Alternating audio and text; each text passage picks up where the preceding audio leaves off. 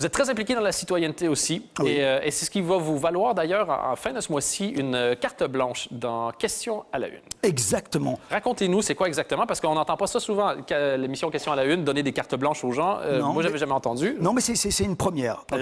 C'est pour ça que j'avais jamais entendu. Mais voilà. Euh, C'est une grande première. Il n'avait jamais donné de carte blanche à qui que ce soit. Et bon, voilà, je vais un peu plomber. Je ne sais pas d'ailleurs si on doit se tutoyer ou se vous voyez, mais je vais quand même te tutoyer. Je ne vais pas faire semblant. Toi, tu me vois, moi, je te tutoie. Voilà. Le respect, le respect. Voilà, Bon, mais une fois qu'on établit votre âge, il y a un voilà, côté... le côté, il faut, voilà. Vous, s'il vous plaît. Monsieur Touzani. Monsieur. Ouais.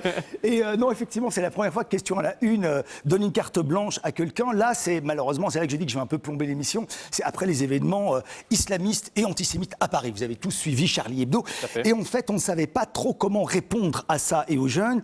Et Bruno Clément m'avait appelé, m'a dit, écoute, j'avais envie de faire une petite interview de toi sur la question de la laïcité et de l'islam. Et je lui ai dit, OK, il n'y a pas de problème, mais je conditionne quelque part. Ah ouais. Et j'aimerais véritablement aller t'amener voir tous mes amis à Charlie Hebdo. Et nous sommes partis. Ça, c'était avant. Voilà, 3 mois, jour pour jour, visiter les locaux. Mon amie franco-marocaine, Zineb El Razaoui, m'a fait visiter. Donc, on voit tout le monde encore vivant. Char, Volinsky, enfin, ils sont tous là. Enfin, c'est assez terrible, d'ailleurs, quand on voit les images. Les images doivent être super...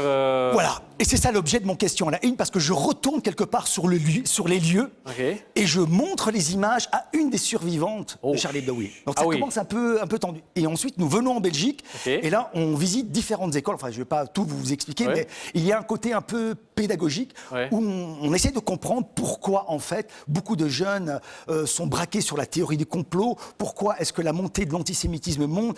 Qu'est-ce qu'on fait de la question du vivre ensemble aujourd'hui? Quid de l'islam?